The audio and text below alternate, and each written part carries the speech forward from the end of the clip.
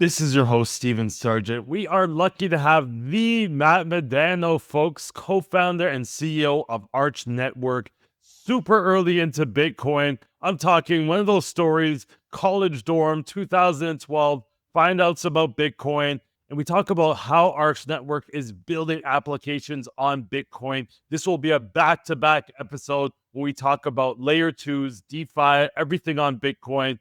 It is the ecosystem. We talk about the evolution of Bitcoin over the last 13 years since he's been in the industry. How is it building on Bitcoin? How can we make it scalable? And what the future looks for Bitcoin and blockchain technology. We are so lucky to have Matt. This is probably one of my favorite episodes. So tune in and let me know what you think. This is your host, Stephen Sargeant. You are in for a treat around the Bitcoin. We're talking Bitcoin, L2, L1, DeFi, everything Bitcoin. We have Matt Mudano from Arch Network. He is the co-founder and CEO. Matt, how are you doing today? Doing fantastic. Thanks for having me on. We had a little pre-recorded conversation. Well, I think we should bring a little bit of that into what's the existing landscape? I always like to set the landscape. What are we dealing with on Bitcoin right now? Because I think there was a lot of hype. I think you even already mentioned in our pre-conversation around Ordinals and BRC20 tokens. Give us what's happening today on Bitcoin, in Bitcoin, around Bitcoin to set the stage for this whole conversation.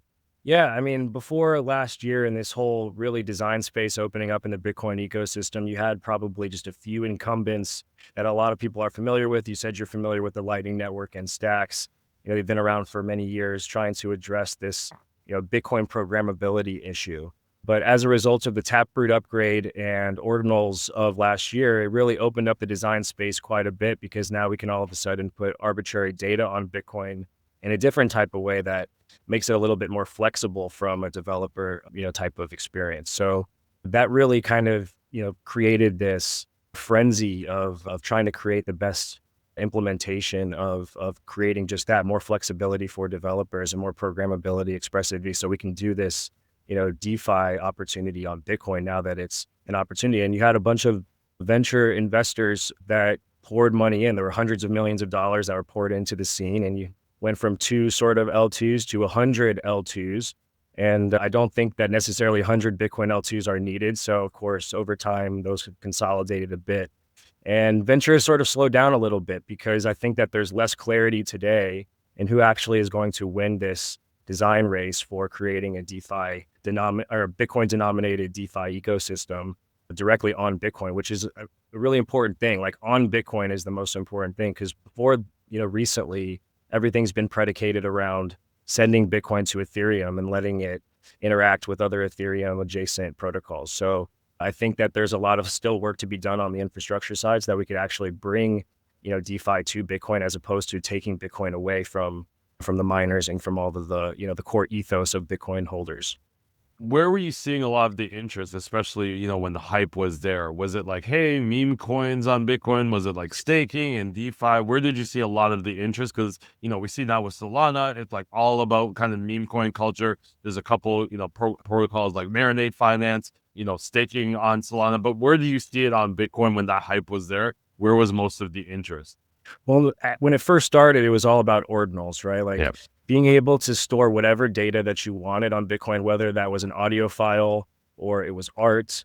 It opened up this new type of asset class on Bitcoin itself. And it's fairly significant because Bitcoin is obviously forever and it's premium. It's not some IPFS link pointed to an AWS server. This is on Bitcoin forever. As long as you have access to a Bitcoin node, you can access the data that's on Bitcoin once it's inscribed. So this was a really cool moment because due to provenance and just that scarcity element, that premium element, there was a whole new frenzy for trying to find the next big artist on Bitcoin that's using that Bitcoin as a canvas for digital art. So that was a wild time. There was a lot of interesting art and a lot of new communities that were forming around this idea. And then that demand quickly turned into how can we create fungible token standards on Bitcoin utilizing the same type of technology. So you had BRC20 that really started. There was a little bit of friction with the BRC20. So then the creator, Casey Rodarmor of the Ordinals protocol came out with Runes, which is the second main Bitcoin token standard. And that's when a lot of meme coins and everything started taking off, of course, because if there's truly valuable meme coins on chains like Ethereum and Solana, and even some of these EVM adjacent chains like Sui, Aptos, and Sei, why shouldn't there be extremely valuable meme coins on Bitcoin where the market cap is $2 trillion? And, it felt like, the Bitcoin Ordinals was playing off of the NFT hype. Is there a reason why maybe, the new protocol that you mentioned, continuing that hype right now, especially with how popular meme tokens are on Solana? I would say that like it's a function of just wanting to stay as close to Bitcoin as possible. And that's really where the community started, is like, we don't Right. want to own art on Solana. We don't want to own art on Ethereum. We want to own art in our favorite crypto asset of all time and the most OG asset of all time, which is Bitcoin. And again, the provenance of it all really, creates some additional value, because there are some ordinals or NFTs that are put on specific Satoshis that have significant value or relevance to the history and culture of Bitcoin. So if you put art on top of rare Satoshis, that compounds the value. It's not just some random server space. It actually has some significance to the Bitcoin holder and to the collector. So that's really what the race was on about, and the frenzy. And now, of course, most of those rare Satoshis are, utilized. There's already some like early first 10K collection, with node monks and OMBs and stuff like that, where there's already the first of first and on the rare sats. So it's starting to, find a floor, I would say, for that collector. And then we'll see what happens when things start moving into the future. But I think, as more tools become available for creators, it should open back up, because I think what people are mostly frustrated with right now, which is what's leading to this, lull in price activity or floor price for both runes and ordinals, is just the lack of a good trading experience. We've got great platforms like Magic Eden, who certainly, do their best with the Bitcoin architecture and what it's giving today. But there are certainly ways to improve it and make the trading experience much more similar to platforms like Ethereum and Solana, so that if we're trying to get some of those traders into our ecosystem, they don't get frustrated and leave. Makes sense. You talked about OG. You've been pretty early in Bitcoin, mining it in your dorm room. Very similar story to a lot of the early founders in cryptocurrency. What got you interested in Bitcoin, specifically from the mining side? I know a lot of my early day friends, like, they would do it to buy some, funny stuff on darknet markets, or, to get these hacking guys so prominently back in the early days. What was the interesting thing for you that's like, oh, this would be fun to kind of mine Bitcoin? Yeah, it's like you said, I saw that side of the coin. Certainly, some of my fraternity brothers were buying party drugs on the Silk Road, with Bitcoin. So from a utility standpoint, I'm like, that's pretty interesting, because no one's going to use their PayPal address to buy drugs or something on the internet. So like, I immediately got what Bitcoin represented. I read the white paper as a result of one of my friends, kooky friends, telling me one day this asset's going to be $100,000. He was dead serious, and it was less than $1 at the time. So naturally, I became very interested. I read the white paper and then watched my friends kind of utilize it for what they used it for. And a light bulb kind of went off for me. So I wanted to just dive in and immerse myself in the culture and figure out as much as I could. At the time, there wasn't very much to do. There wasn't even mining equipment. It was laptop computers and stuff. Like, there was no GPUs or anything that was mining Bitcoin yet. It was very, very early. So I just bought a bunch of random laptops off Facebook Marketplace, and I was plugging them into all the outlets in my dorm room, and I was just trying to accumulate as much as I could. And yeah, the rest is history. But it was Free electricity too at the time, right? Like, yeah. you can run I'm up the door wondering, it's like all inclusive. So yeah, you might as well. with everyone using their their hot plates.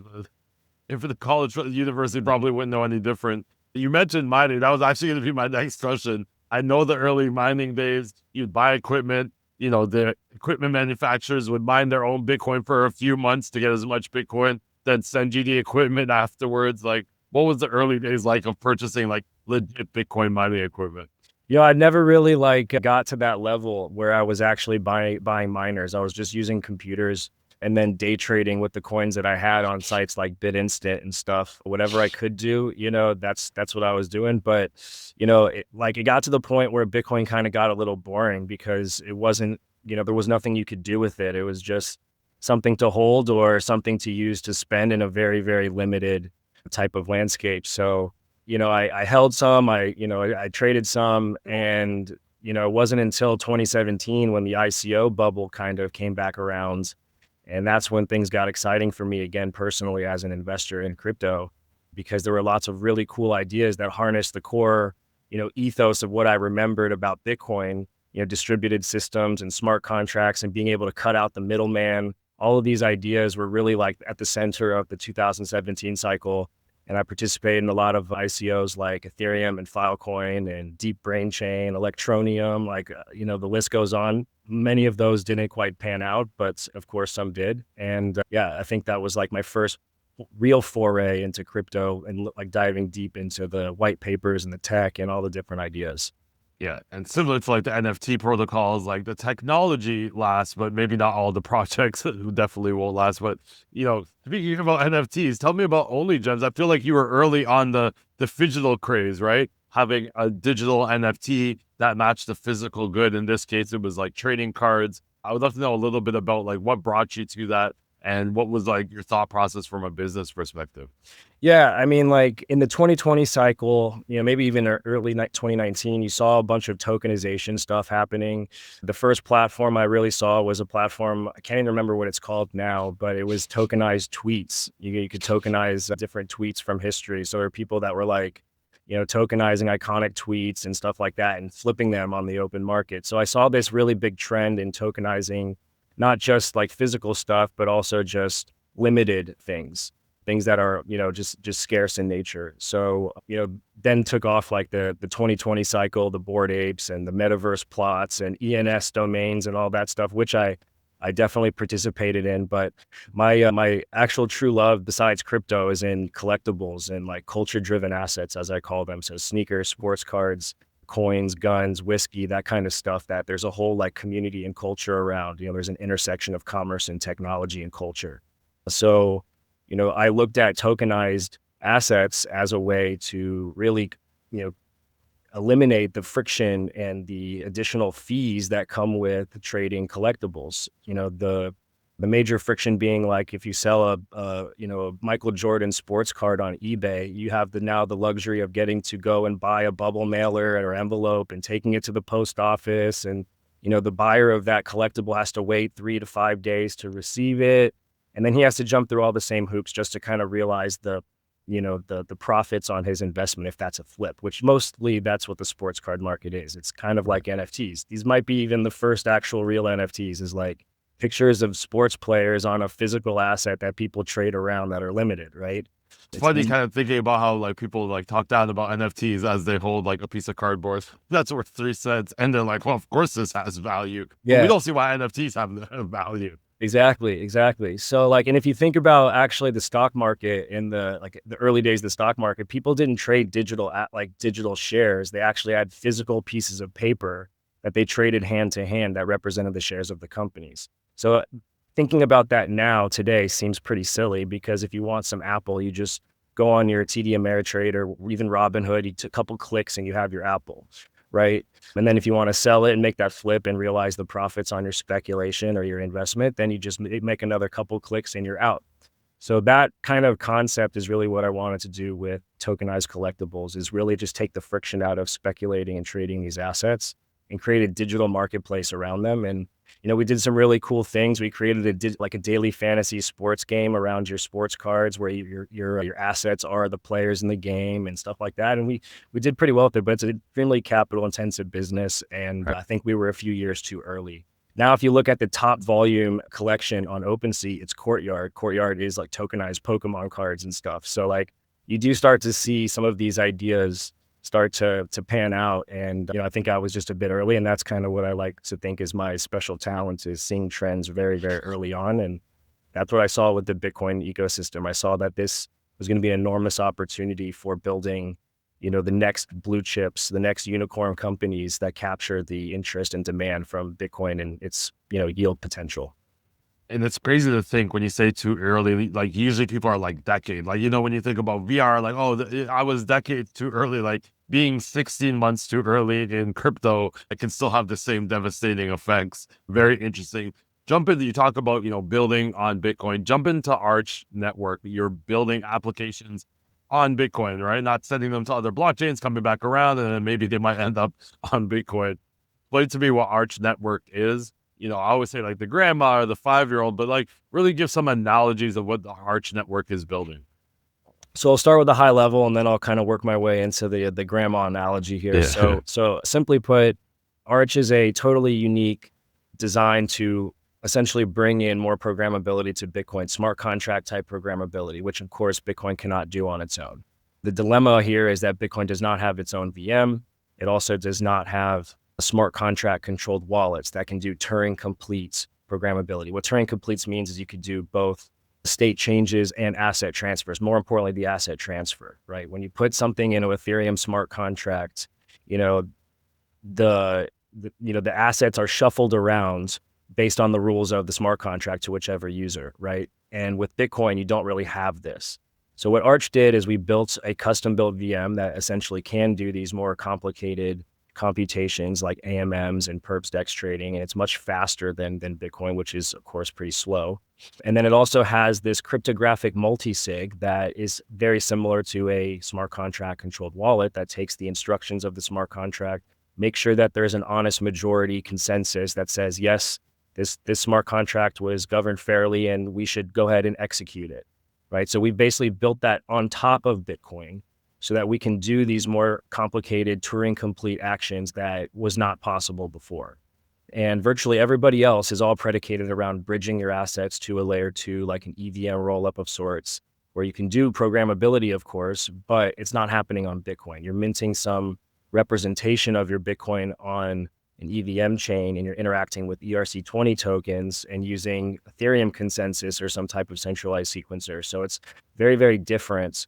And there's some distinct advantages for building, the architecture that we built. So we can move very, very fast at the base layer of Bitcoin. So it seems like layer 2 speeds, but happening on the base layer. And this is only possible with Arch because of the VM that we built that's explicitly sort of intertwined with Bitcoin.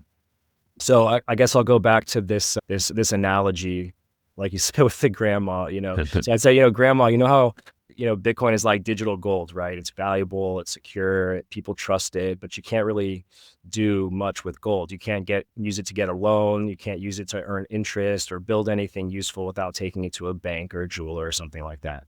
So Bitcoin's exactly the same. It's powerful, but it's kind of stuck.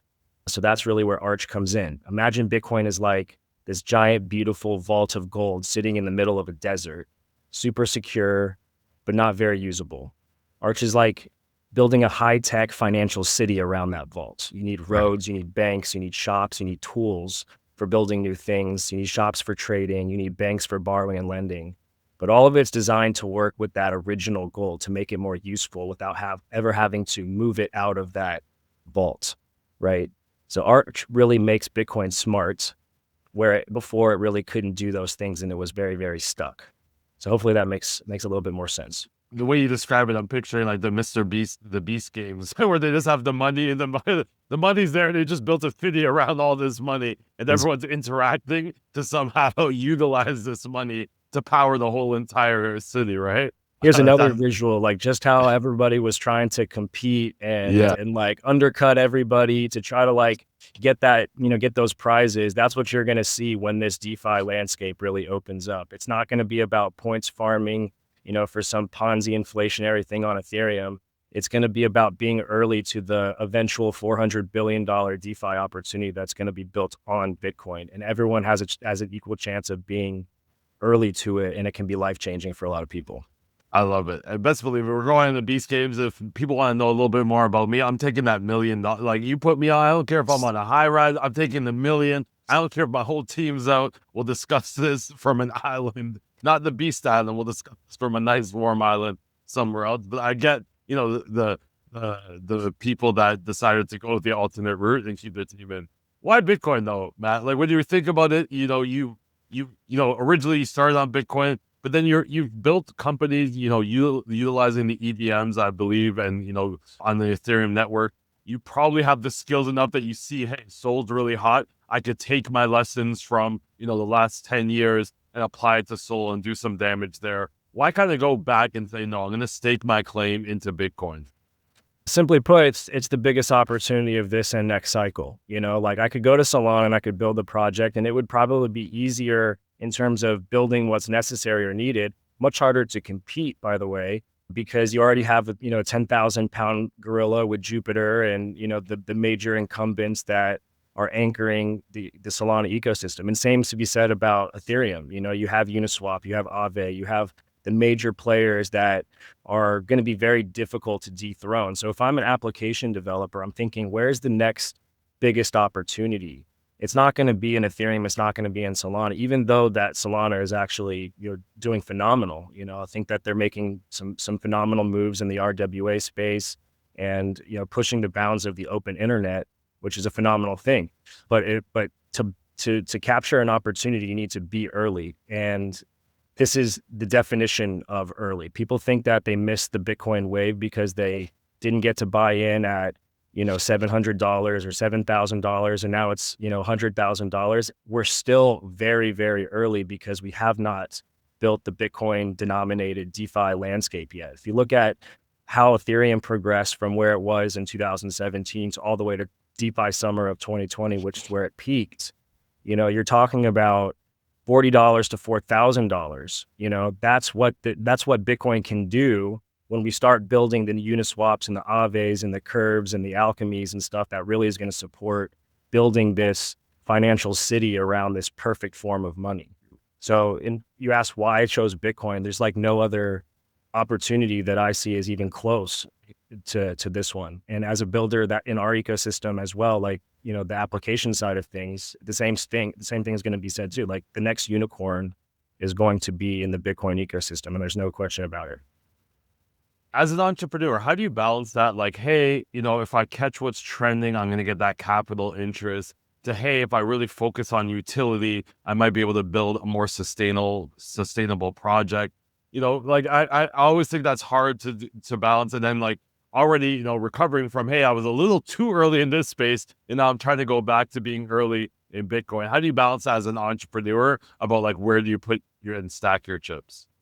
It's a great question. I think it really comes down to gathering as much data from the market as you can, seeing what the market wants, and try to skate to where the puck is going. And in a lot of ways, this design wasn't my decision. This was a lot of, foresight on my partner and CTO, Amin, who saw this opportunity to open up, what's really possible and build something directly on Bitcoin instead of doing what everyone else was doing, which is just, copy and paste a fork of the EVM or even the SVM or move VM or something. There's a lot of opportunities for us to do something easier. But when it comes to harnessing this particular size opportunity and building what's actually going to be truly a lasting contribution for the space, there was really no other way for us. So we don't view it as being too early or not early enough. We feel like we're at the perfect time here, and we're making the right decisions to actually, stay in the space and have lasting contribution, staying power. That makes a lot of sense. I feel like Bitcoin has gone through some stages, really early days, like the colored coins, and then like the Lightning Network, which seemed to get a little bit of traction, especially with government involvement, seems to have run a little flat now. Like, how do you position yourself? Like, how do you do something different that somebody's already tried and failed? Maybe not failed, but haven't progressed the way and got Bitcoin to, nobody's mentioning Bitcoin and being the most scalable blockchain in the same sentence. So how do you approach that, where others may have failed or stopped their projects? How do you like continue on the torch and like power through that? Yeah, it's all about, going back to being data junkies, right? Trying to harness as much data as we can. And we have the benefit of getting to see what's worked in the past for all these different ecosystems, what didn't work. Clearly Lightning, failed in what they were trying to achieve. So we're trying to pick up the torch and try to accomplish what they were trying to do in a different type of way. You also have stacks that have made certain design choices that, are maybe kind of holding them back a bit. And then, of course, you have a lot of data on the Solana side, and things that they've done to really optimize for their ecosystem and performance that I think there's a lot to be gleaned from there as well. So getting the opportunity to see all this play out, before having to make any of these, these critical design choices, it gives us the opportunity to really have something that is truly different and we're kind of addressing the problems while also bringing the solutions. And what are people building with? Like, what is the smart contract language? I know we don't have all developers listening to this podcast, so maybe you could just provide what language are they building in? How does that differ, or is it the same to maybe Ethereum or Solana? Yeah, it's very similar developer experience to building on Solana, so it's Rust. We actually forked the exact same repo that Solana forked called eBPF. It's a very high performance VM, and that's what we started with. And then, of course, we've made specific design considerations to Bitcoin, but of course, from a parallel execution environment and independent state and learning from all of the things that the Solana Foundation and their core team and Anza has done, I think that that's stuff that we really wanted to try to learn from and put that into our stack. What game are you in? Are you in the building game? Are you in the hiring and training game when it comes to developers? Are you in the recruitment game, trying to get more developers to come and build on top of Arch Network versus, taking grants and tokens from, every blockchain or L2 that pops up over the next few weeks? Like, what game do you think you're in? Like, what game are you playing if you had to, put a nail on it? Yeah, it's funny because I think right now all games are immediately relevant to us. In the early part of last year, maybe the game was fundraising, making sure that we were ironing out our messaging and all the strategy and all that stuff so that we could raise a good round and get good investors. And then as time goes on, now it goes into products, but now everything is relevant. We're working with the teams that are getting ready for their launch. We're still continuing to optimize the platform and the tech so that we can keep moving faster and faster and have a better developer experience from a documentation standpoint. We're still speaking with investors and buyers of the token, like liquid funds and market makers and exchanges and things like that. So it's unfortunately for us, there's not a lot of sleep in the Arch camp at the moment because all of the games are currently being played in terms of what needs to be done to get ready for our launch. What fun would it be building your own, blockchain and network if you had to go to sleep, right? The whole point is to stay up all day, every day. We'll sleep. Why no bridges though? Because I think, a lot of people would be like, why don't you just bridge? It makes more sense. Coming from a crypto compliance background, I still, the Ronin bridge hack is still fresh in my mind. $600 million that they didn't notice for almost a week later. Is that the main reason why your team decided to go with like this bridgeless execution? Or is there another technical reason why you decided on no bridges? Well, bridge risk is probably some of the most, exploitable opportunity, and points of friction and fear for users, for sure. There's also the giant wormhole hack. There's been a few others in more recent history as well. And, I think that it goes even further against the core ethos and user experience expectation of the Bitcoin user, where they appreciate sovereignty of their assets and they want control of your keys. The metaphor, not your keys, not your coins, that especially rings true to Bitcoin holders who absolutely do not want to give up their keys. And that is basically what bridging is. So if they wanted to prioritize, yield and programmability over security, they would have been on Ethereum all this time, or possibly in wrap Bitcoin or something like that, which they haven't done so. There's only about 15 billion worth of liquidity in WBTC compared to the nearly 2 trillion in total value. So I think that goes without saying that the user does not want to bridge. So starting with taking your assets somewhere else and doing bridge first, programmability second was a non-starter for us. We wanted to make sure that users had the opportunity to participate in DeFi on Bitcoin without necessarily having to sacrifice custody of their assets.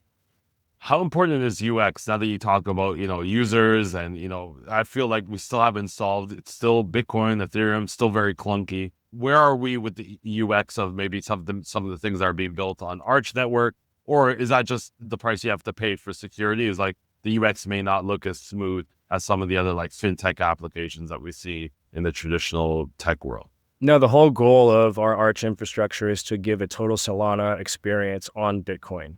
We've got some pretty sophisticated rollback mechanics so that you can move at the speed of Arch even while you're interacting with Bitcoin, because if for whatever reason the transaction doesn't get included in the block, we're able to roll back the affected state. So application developers don't have to worry about their databases getting messed up in terms of state transitions and those atomic transitions. So I think that that's number one going to be the goal, is providing this speed element on the base layer so the user experience is quite good. Also, Most of the trading experiences on Bitcoin are mostly order book, these PSBT driven order books, which is not the best user experience either, because these are not market maker driven tokens by any means. These are just meme coins on Bitcoin.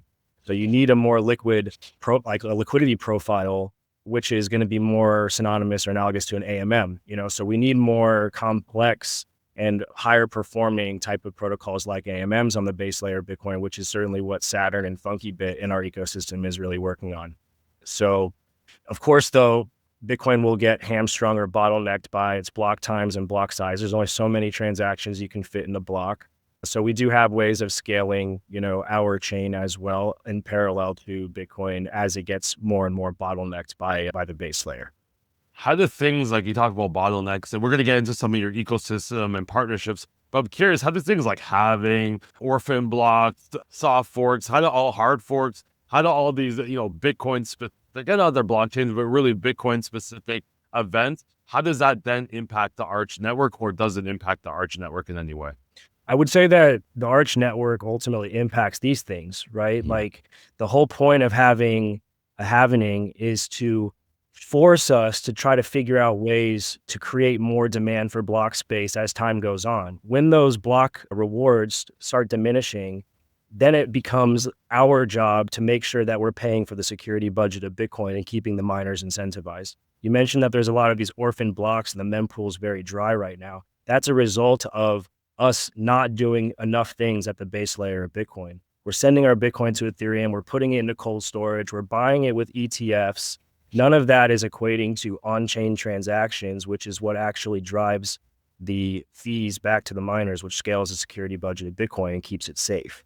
So we're mainly focused on creating more demand for that block space by doing more native Bitcoin transactions. And that's ultimately why we feel like we're much more aligned to the Bitcoin ecosystem than a lot of these other layer twos. Because demand and supply changes so much in Bitcoin, I feel like the miners, can be quite finicky, or, have to make a lot of, huge decisions on what they're going to support and what they're not going to support. Do you need the miners supporting this? If like miners are like, hey, we love this application, does it matter? Is those two things like not directly correlated? Or is it great to be like on the miners' good side and have their support and, maybe even their ideas? I'm curious, how do you look at miners and your network? But technically speaking, we don't necessarily need their supports or their favor in order to continue to do what we do. Like in the eyes of Bitcoin, even when our proof of stake network signs the other half of a transaction, which what allows us to do more peer-to-pool type of things like borrow and lending rather than just this peer-to-peer thing. In the eyes of Bitcoin, it is still a peer-to-peer two-party contract. It just so happens that Arch validator network is the other party in that two-party contract. So as far as the miner is concerned, there's nothing that they necessarily need to opt into. That being said, we are working pretty closely with mempool space and a lot of these miners to start to engage in ways to further their interest and upside in some of these things. So we have some pretty sophisticated state chaining where we can actually do intra-block trading and we chain those transactions together. We're also doing some things for non-standard transactions, which basically means that we can do some things like bypassing mempool policy and chain more than the limit that Bitcoin kind of enforces. Right now, you can only chain about 25 of those state changes together. But if we chain more of them together, then that can represent more revenue opportunity for the miner actually. So, but there's some, pros and cons with that. And there's some balancing act that needs to be gone. You don't want to chain too many together because it risks, like some revenue loss if that chain doesn't actually make it in the block. So there's like a lot of this fine tuning and tweaking and game theory that is going on behind the scenes when we're working with it. But this is as innovative as it gets. We're not just shipping the Bitcoin somewhere else and letting, the EVM do all the work. We're actually trying to, get as low down to Bitcoin as possible and stay aligned to the miner network, which is, I think, a worthwhile mission. Yeah, it's an important part of the ecosystem on drive. It's like, having a baseball team in the baseball, stadium, but no fans. You kind of need them both in order for you guys to both to thrive. You talked about some of your ecosystem partners. I see stable coins, I see DEXs, I see RWAs.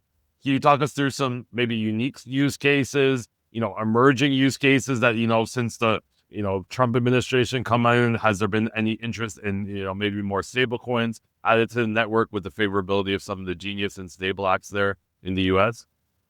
Yes, absolutely. I think that, as a result of this growing institutional demand for Bitcoin, not Solana, not Ethereum, and not other stuff that we see, altcoins, they're starting to become more comfortable and more interested in putting Bitcoin on their balance sheet. So finding new and innovative ways where companies and institutions can leverage Bitcoin in a variety of different ways, whether it's for cash flow management or for leveraging for future, for additional forms of yield, that's definitely interesting for institutional Bitcoin. So we look at this as sort of the tip of the spear into a lot of Bitcoin liquidity that's going to support all of the DeFi activity, because you can't really have a DeFi ecosystem with $5 million worth of stable coins. You need hundreds of $1 million worth of stable coins, right? So getting the institutions behind this is going to be very important. So I mentioned cash flow management. There's a use case being built within the RWA sector in our ecosystem that really focuses on the factoring business. Factoring is basically an element of cash flow management. If I'm a manufacturer of goods, I spend X amount of dollars to make those goods and I sell them for, let's say, 3X, right? But that money is on 30, 60, 90-day terms, meaning that the purchaser of those goods are going to pay me over some period of time. So until I get that money back, I'm kind of short on cash, but I don't want to stop manufacturing my goods. I want to actually keep making more goods so I can, sell more, but I'm waiting on more money. So there's all these factoring businesses, which is a multi-trillion-dollar industry, where they basically loan the money to the manufacturer so they can keep on manufacturing, and they pay back that short-term loan when the customer pays them on their 30, 60, 90-day terms. So you can use Bitcoin for this, right? Because anybody's willing to borrow against Bitcoin. It's a great reserve asset. Everyone wants to use it as collateral. And as I just mentioned, more and more companies are becoming more comfortable with putting Bitcoin on their balance sheet. We just saw GameStop make a $1.3 billion purchase worth of Bitcoin for their balance sheet, right? So all of this is to say, like, it's going to be a reality in the future where institutions just hold Bitcoin naturally on their balance sheet. So now how can we leverage Bitcoin to continue to improve their business operations and utilize it for those types of things? So that's really, unique, because you're not going to see this happening cash flow management with Solana tokens or Ethereum tokens. It's going to be Bitcoin only. Makes sense. GameStop needs to give their marketing team a raise, because I feel like they figure out a way to be in every yearly news cycle, like at the top of the list. Every year they find an interesting way. Talk to me a little bit about Titan. You have this new release, especially with Bitcoin native tokens. You might have to break this down a little bit for us, but what is the methodology you're using? What was people using prior to Titan, and then what are you doing in taking advantage of implementing Titan? Yeah, so if I could draw another analogy, in back to the early days of Ethereum, there was 3-year gap between 2017 and 2020 when DeFi summer really started to peak and take off. And what was happening in that 3-year span is all the infrastructure providers really catching up to provide a much better developer experience, so that an application doesn't have to run their own node. They don't have to run, to do their own or their own indexing of the blockchain and all this stuff, right? They can just write the smart contract and build an application, and they're off to the races. So what Titan is a massive improvement in the mempool indexing department of infrastructure. So when developers want to know what's happening in the mempool, whether it's for Bitcoin getting confirmation into the block, or if it's for some specifically runes tokens and what's happening in the mempool from that perspective, there was an indexer called Electors, and there's been a lot of our developers who have been finding it challenging to be performant enough. So we, in partnership with the Saturn team, created a new indexer to replace the Electors indexer, which will be a much more performant mempool indexer and runes indexer, and we have open sourced it for any developer to use to their advantage. It doesn't have to necessarily be on Arch. This is just for any Bitcoin developer that wants to index the mempool and runes specifically. So this is just another contribution to try to further advance and improve the developer experience, so that we can hurry up and shorten that 3-year gap that it took Ethereum from going, from 2017 ICO to 2020 DeFi summer. We don't want this to take 3 years, and we don't think it will. We're trying to accelerate that timeline as much as we can. That makes a lot of sense. And I think that was a great analogy for the audience, comparing it to, that Ethereum progression. I'm curious because there's like stable coins and RWA builders on the platform. Where are you guys with like regulatory requirements? How does that impact your developers, your network? Can you talk about any regulation that is, impacting that? So one of the applications in our ecosystem that's really focused on RWA called Honeybee, it's a joint venture with like a legal structure or SPV framework for RWA and compliance, right? So Chintai is based out of Singapore. They have multiple jurisdictions where they're licensed and regulated into issue RWA assets and onboard and tokenize RWA type of offering. So that project Honeybee's already got a few 100 million in deals tokenized on their platform, and the platform hasn't even gone live yet. One of them is called Smart Gold. They basically let you buy with your IRA gold, which gets tokenized and deployed in the RWA ecosystem and Perps ecosystem for yield. So you'll be able to long and short gold with leverage, and you'll ultimately drive some yield back to those tokenized gold owners. So now you can be spot long gold while also earning yield on it. I love it. I love it. You mentioned Bitcoin ETFs, and it's not really like creating that transaction volume on Bitcoin that you would normally see with other types of, utilizations of Bitcoin. With this, do you think now, especially with your network, do you think this might be the entrance to a lot of, institutional investors that want to get into Bitcoin, but also want it to be usable for something? Or do you think that there might be, limited capacity for you to handle like the KYC and anti-money laundering and compliance requirements that a lot of these entities need to enter into the DeFi space? Yeah, I think it's already happening. If you look at Babylon and the $6 billion worth of Bitcoin that was staked into their protocol, a large percentage of that was institutional Bitcoin.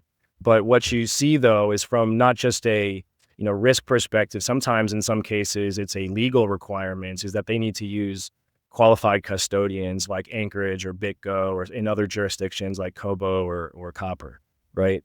So I do think institutions play a large part in getting yield and underpinning the DeFi landscape with both Bitcoin and stablecoins, but it's just going to happen in a way that is aligned with qualified custodians so that they can make sure that the fund's assets or balance sheet Bitcoin remains safe and they're not taking any, on-chain risk from the custody and storage of their assets.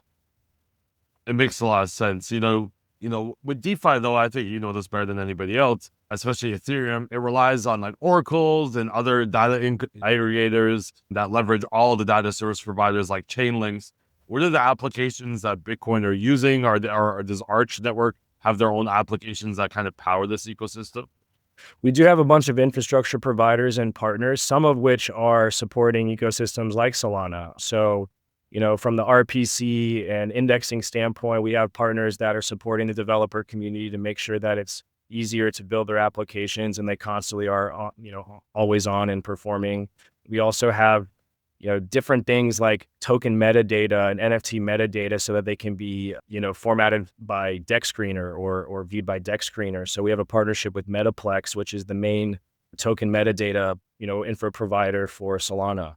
We're also working with Pyth, the Oracle, for lots of chains, especially Solana, so that we can get price feed oracles and other on-chain events, into the ecosystem as well. So depending on what we're talking about, also the indexer and RPC would be Maestro. Those guys are the the go-to RPC providers for all UTXO chains, starting on Cardano and now coming in to support the Bitcoin ecosystem. So there's lots of different infra providers that we work directly with, so that the developer experience can be quite good. And then anything that's missing, we just build it ourselves. With, a lot of the flack that Bitcoin gets around scalability, obviously there's still a lot of people in TradFi that mention the Silk Road every chance they get. They don't understand the traceability and the security of Bitcoin as well as the transparency. Do you think like Bitcoin needs a new marketing strategy and they need to go through maybe a PR agency when it comes to their branding? Or what are your thoughts on, the way Bitcoin is portrayed? Is it now too leading towards like a traditional financial product and doesn't have a lot of those elements that you started with when you first started, mining in your dorm room? One thing to remember is that Bitcoin doesn't have a foundation or some centralized entity like Ethereum, Solana, and other ecosystems have.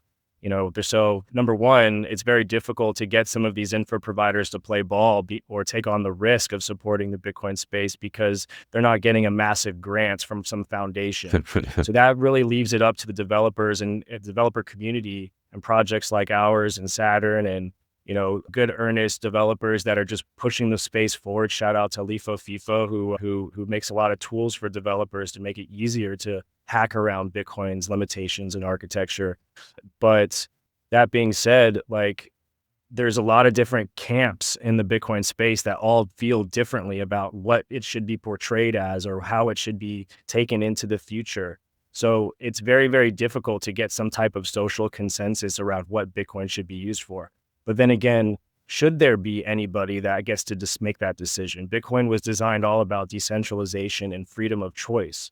So having all these different options to decide and choose your own adventure, utilizing this self-sovereign form of money, I think is the exact point. So like not letting anybody get to put their finger on the button and say, this is what I think Bitcoin should be used for. This is how I think that it should be portrayed as, I don't think is something that is even wise to do. I think it's open to interpretation. It's for everybody.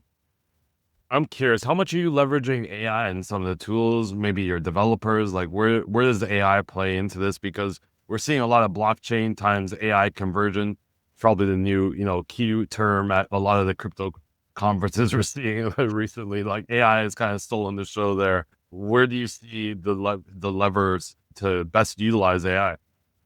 I think, if any developer out there is saying that they're not leveraging AI, they're probably lying or kidding themselves. All of the tools now for building really revolve around some type of AI tooling or assistance, So I don't exactly know how much the team relies on it, but these are some crack devs, and I think AI is something that can just 10x your productivity and some of your, your solution or problem solution thinking, So I don't think that it's like we're just using it to generate and pump out our code for the core product by any means. But that being said, like if we run into some innovative challenge, which we do quite frequently when you're building something this unique and novel, utilizing AI to kind of get more perspective on what other type of low level systems and how they address similar issues, AI can help with that.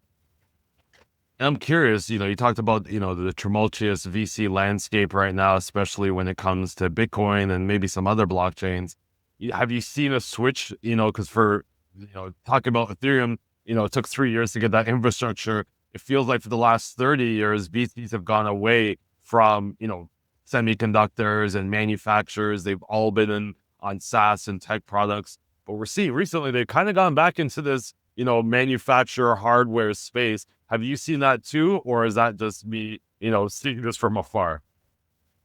It's a good question. I mean, we have these like ebbs and flows in the market, and it's always about front running narratives at times. So I think AI is certainly driving the need for some of this, hardware to making sure that it catches up. So quantum computing, AI, robotics, that's driving a lot of the demand for, hardware side of things. But that being said, I'm pretty tunnel visioned on this Bitcoin side of things right now. So really not too in tune with it. But maybe that's an amine question that we can follow up with.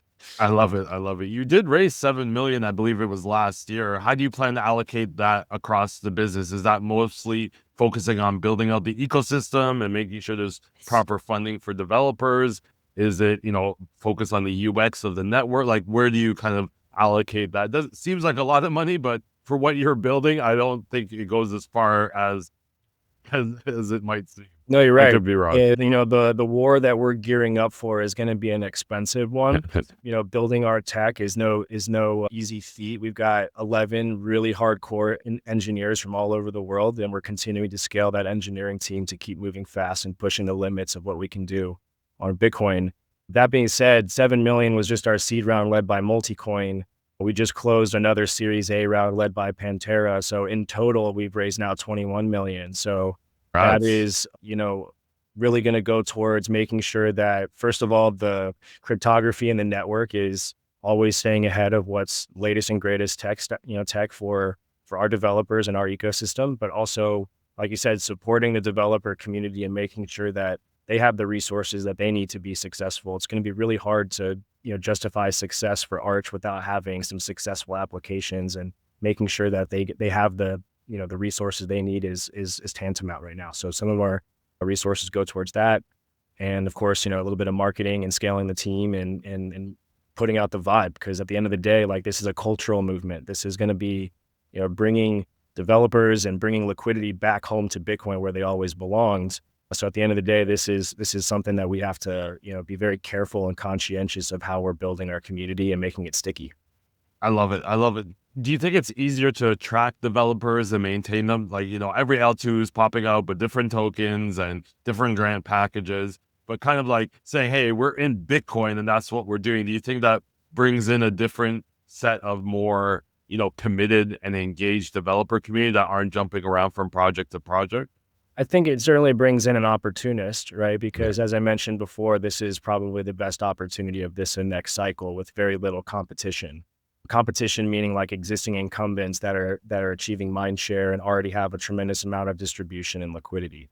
So I think the early builders who are in this space, they have their eye on the prize. That being said, I think that other ecosystem builders, especially in the Solana ecosystem, as it becomes more competitive, are going to start to see the evolution of the Bitcoin ecosystem and start to take notice of the opportunity there as well. So it's not going to be not that crowded for too long. It's going to be very competitive, just like other ecosystems, but there's a lot of liquidity to support these builders. So it's a great opportunity right now. Any advice for entrepreneurs? Like, was there a spot in your deck that you think you fumbled a little bit and you were able to recover? You're quite a great talker. I think everyone can see by listening to this podcast. You have short, concise, and passionate answers. Is there any advice for entrepreneurs that, are trying to, go after this giant? I guess the best advice that I can give is don't build for the problem of today. Try to think what the problem of tomorrow is going to be, or the problem of next year, and build towards that. You see far too many teams and builders that are trying to, recreate, or something that's re-inspired by something that is already built and it's servicing the customer today. So we don't need another pump fund copycat. In fact, I think that, pump fund has its own issues on its own at the moment it's trying to deal with. So building for today's problem is not, I think, the most worthwhile thing to do. The highest upside for your time as a builder is to figure out the next issue. What is the community going to need tomorrow, and building towards that. I'm not a VC, but that would have probably sold like that. Just the thought process might be the big takeaway from that is like just approaching the industry in a completely different way. What's on the roadmap as we close out the conversation? What's on the roadmap? We just got into Q2. What's on the roadmap for the team? Is it more like finalizing everything and building out Titan? Is it like, maybe getting, and adding in with the capital that you just raised, some more developers, core developers on your team? Where's the roadmap taking us in 2025? Yeah, so right now we're in our final stage of auditing the core build. So our V1, ecosystem, our product is going live as soon as we ensure that it's 100% bullet tested and secure. So we retain Zelic, a very high quality audit shop. We'll also do a bug bounty program on Immunify before we officially launch. But that's tentatively planned for June. So we are literally in our, 90-day countdown phase right now, where we're getting face to face with a lot of the builders in our eco. We're cherry picking the best ones to see which ones we're going to prioritize as far as support. We're walking them into the doors of VCs that are bullish on our ecosystem and want to know who the next, potential opportunities in beta plays to the eco are. So, and then in Dubai, we're having an IRL kind of get together at the end of the month, so that around Token 2049, where we can all get together and really kind of just vibe out and lock in together as we get ready for mainnet. So that's what's going on right now. Awesome. How about Singapore? A little token, a little F1 though. Yeah, we'll be there. We'll be in Singapore. We'll be in Hong Kong for Bitcoin Hong Kong and Ordinals Asia. We'll also be in Vegas for the Bitcoin conference in late May. So we'll be, pretty aggressively on the road show this year as a result of the mainnet launch. Awesome. I just keep on bringing up Singapore token and seeing like maybe somebody has an extra F1 ticket that they're willing to shell out, or they're maybe sponsoring a car. It's funny that you mentioned Immunify. We just recorded an episode. It probably will be live by the time we air this one with Mitchell Amador, and we love what they're doing over there at Immunify. It's such a fun, progression from, just bug bounties to creating their ecosystem. Matt, this was a pleasure to have you on the pod. I think it gets the passion going where a lot of us started which was Bitcoin only, right? Like we understood Bitcoin before it got separated from Bitcoin for the blockchain. And I think a lot of us early, crypto compliance folks, Bitcoin is where we started. It's funny that you mentioned when I started listening to this podcast and Brian Romilly, when the price was $700, he used to talk about a $10,000 Bitcoin and people would laugh at him every episode and every time he tweeted that. So you were having similar conversations with people that were talking about 100,000 Bitcoin, and both of those have been reached. So it's kind of funny to look back at the conversations and start auditing the conversations we're having today with people and saying who's going to be right in the next 10 to 15 years with some of the things that the outlandish comments that they're making. We might then need to start auditing a little bit closer who might be on to the next big thing.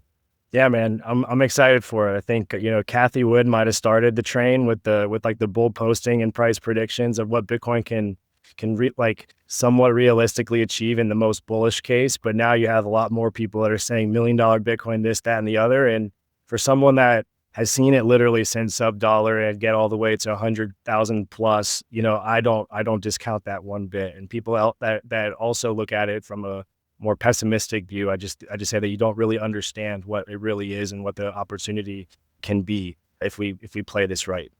It's funny the way our brains think too. We're like, it just went from literally nothing to $100,000 in 15 years, but the thought of it going to 1 million seems silly, right? It's just like it's just like funny how we watched it do exactly that, but our brains can't take us any further. Very interesting. Matt, the pleasure to have you on the podcast. We're excited to see what our Arch Network is bringing back to Bitcoin. Like, let's bring back Bitcoin, baby. Yep. Everyone come back to Bitcoin. We're ready for it. I love it. Talk to you soon, Matt. Thanks a lot.